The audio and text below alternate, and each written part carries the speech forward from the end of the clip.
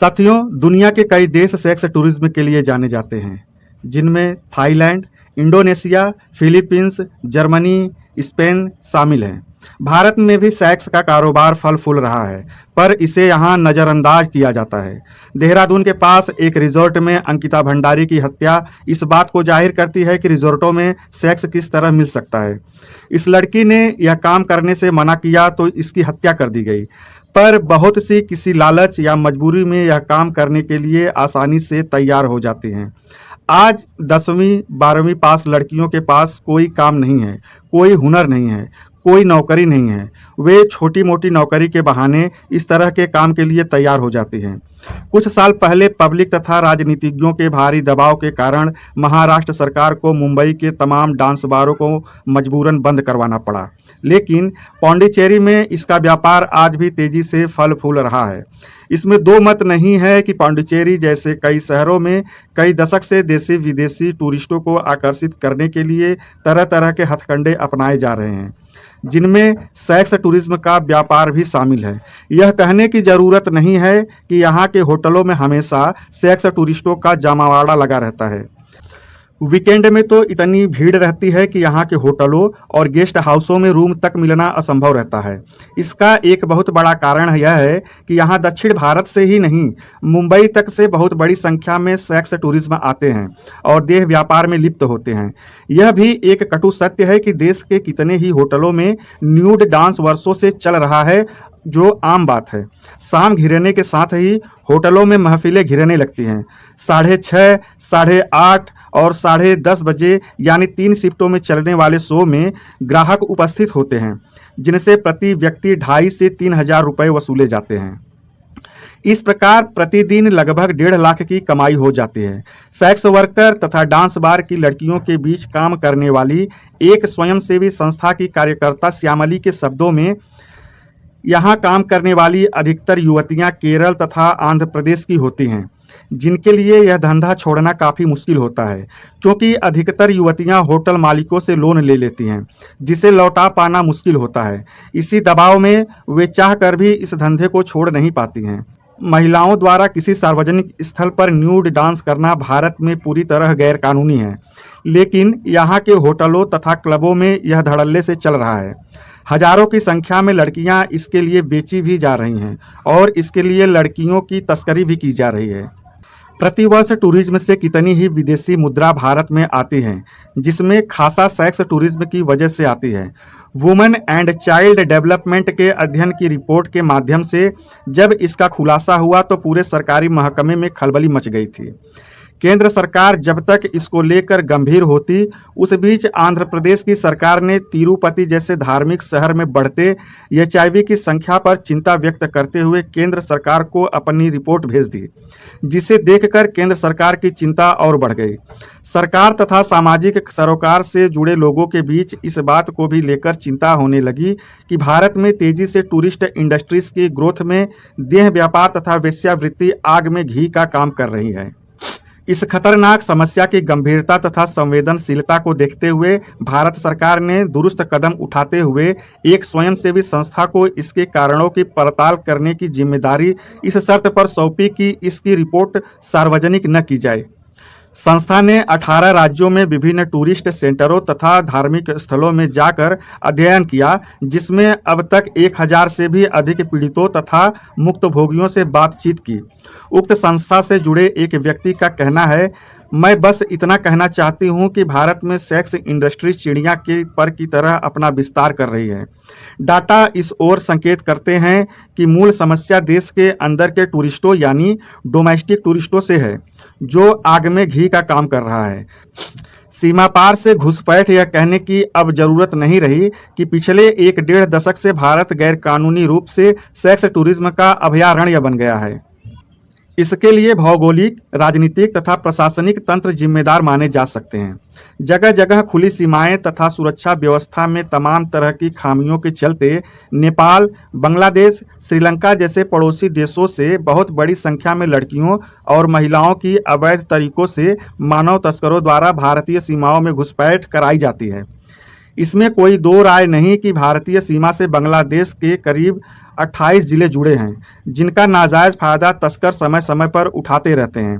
भौगोलिक स्थिति पर गौर करें तो इसके पश्चिमी सीमा पर पश्चिम बंगाल तथा उत्तरीय सीमा पर असम राज्य है, जिन्हें पार कर पड़ोसी देश नेपाल, बांग्लादेश, पाकिस्तान तथा श्रीलंका की सेक्स व्यापार से जुड़ी लड़कियां तथा महिलाएं भारत की यात्रा करती हैं या फिर इससे जुड़े तस्कर इनकी भारत में घुसपैठ कराते हैं।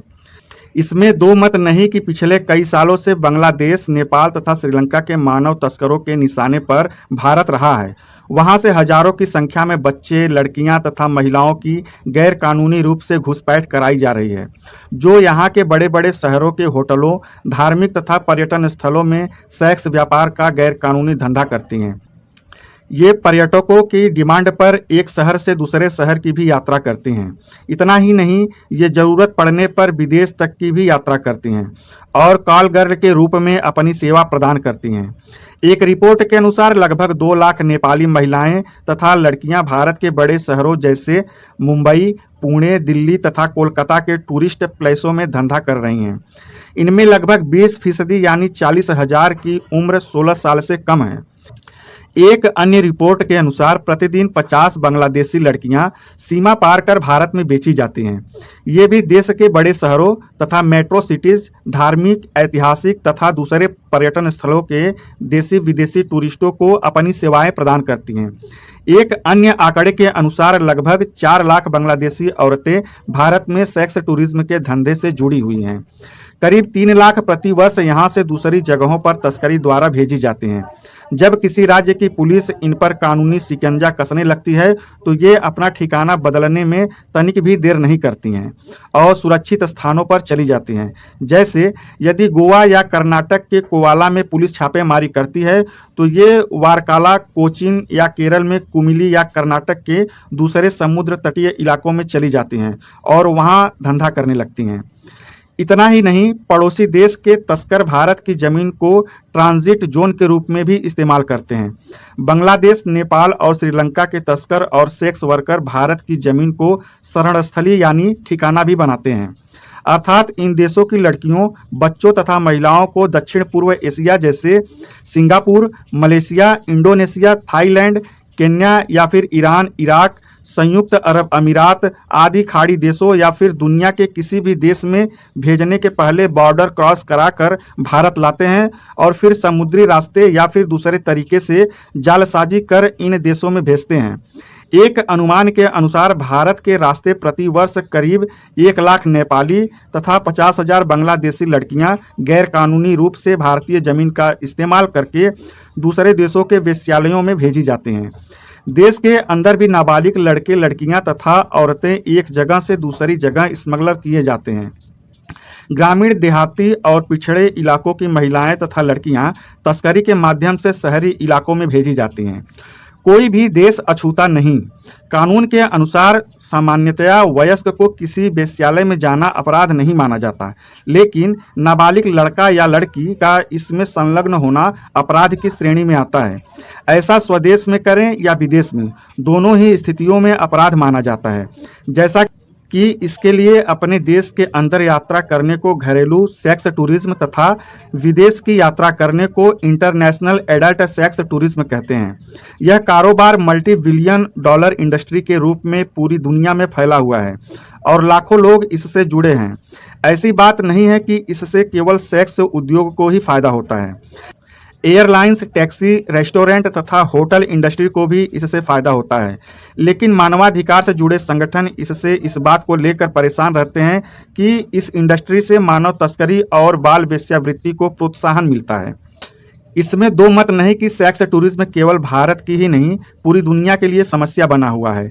एक आंकड़े के अनुसार लगभग 6.5 लाख पश्चिमी देशों की महिलाएं तथा पूरी दुनिया में लगभग 20 लाख बच्चे इस उद्योग से जुड़े हुए हैं। लैटिन अमेरिका तथा साउथ ईस्ट एशिया में सड़कों के आवारा बच्चे इस धंधे से जुड़े हुए हैं।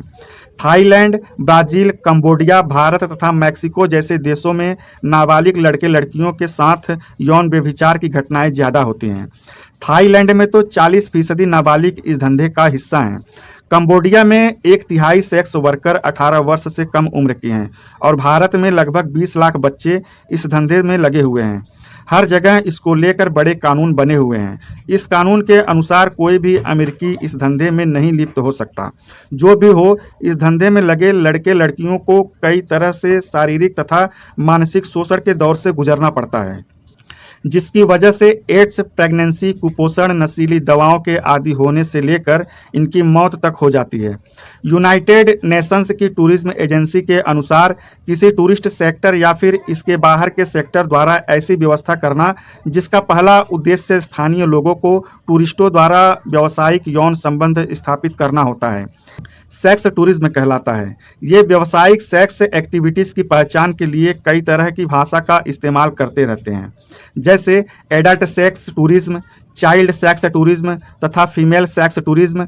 आज की तारीख में यह व्यवसाय पूरे विश्व में $multi billion के रूप में फैला हुआ है। जो देश सेक्स टूरिज्म के लिए पूरी दुनिया में प्रसिद्ध हैं उनमें हैं Thailand, Brazil, Sri Lanka, Cuba, Costa Rica, Dominican Republic तथा केन्या आदि इसमें शामिल हैं। इसके अतिरिक्त कई ऐसे देश हैं जिनका कोई खास क्षेत्र या शहर इसके लिए प्रसिद्ध है, जो मूल रूप से रेड लाइट डिस्ट्रिक्ट या एरिया के रूप में जाने जाते हैं, जैसे एम्स्टर्डम नीदरलैंड, जोना नोटी ट्यूयाना मैक्सिको तथा Rio de Janeiro Brazil, Bangkok, पटाया तथा फुकेट थाईलैंड, क्राइनिया यूक्रेन आदि। इसके अतिरिक्त और भी कई ऐसे एरिया हैं जो इसके लिए विशेष रूप से जाने जाते हैं।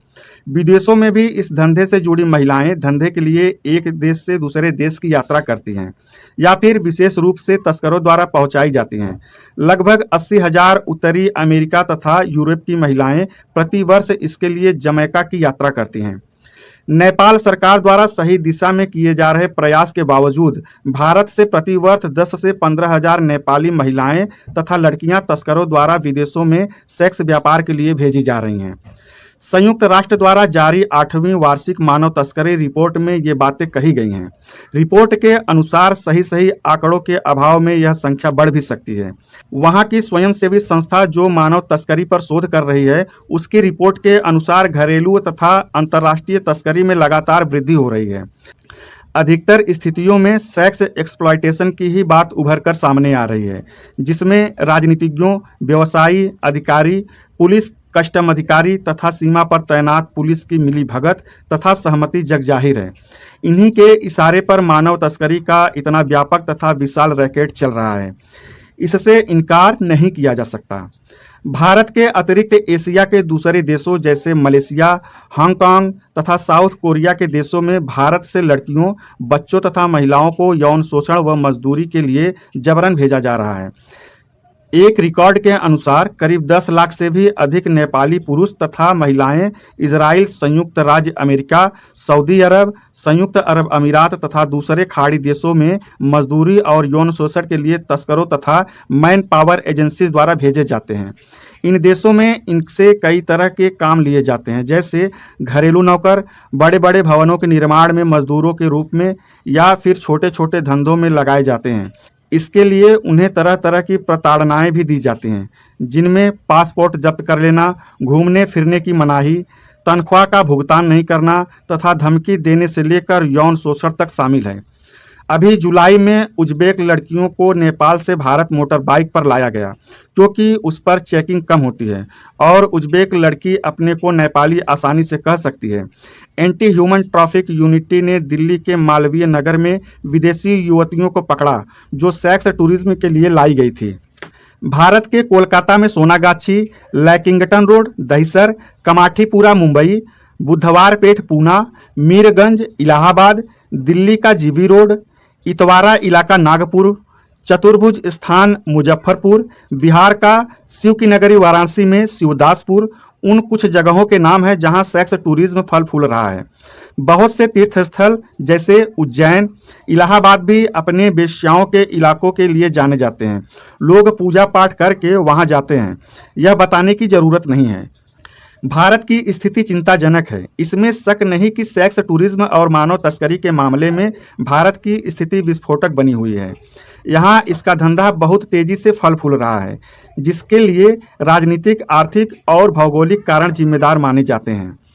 एक तो यहाँ की भौगोलिक स्थिति ऐसी है कि पड़ोसी देशों से बहुत बड़ी संख्या में नाबालिग लड़के लड़कियों की तस्करी आसानी से होती है, क्योंकि यहाँ की सीमाएं पूरी तरह से सुरक्षा प्रूफ नहीं है, जिसका फायदा मानव तस्कर उठाने से बाज नहीं आ रहे हैं। दूसरी बात यह है कि यहाँ के राजनीतिज्ञों द्वारा कानून नियंताओं में भी इच्छा शक्ति की घोर कमी है, जिसके कारण इसको रोकने के लिए कोई कड़ा कानून बन ही नहीं पा रहा है। यदि बन भी रहा है तो उसका पालन ईमानदारी पूर्वक नहीं हो पा रहा है। तीसरी महत्वपूर्ण बात यह है कि यहाँ इतनी ज़्यादा गरीबी है कि इसका भी फायदा मानव तस्कर उठाने से बाज नहीं आ रहे हैं। पैसे का प्रलोभन देकर गरीब माँ बाप से ये लोग उनकी बेटियों को खरीद कर उन्हें जिस्म फरोशी के धंधे में ढकेल देते हैं। तो साथियों, आशा करता हूं कि आपको ये जानकारी अच्छी लगी होगी। अगर आपको ये जानकारी अच्छी लगी है तो चैनल को सब्सक्राइब, वीडियो को लाइक और शेयर करें और ऐसी ही जानकारियों के लिए हमारे साथ बने रहें। धन्यवाद। जय हिंद।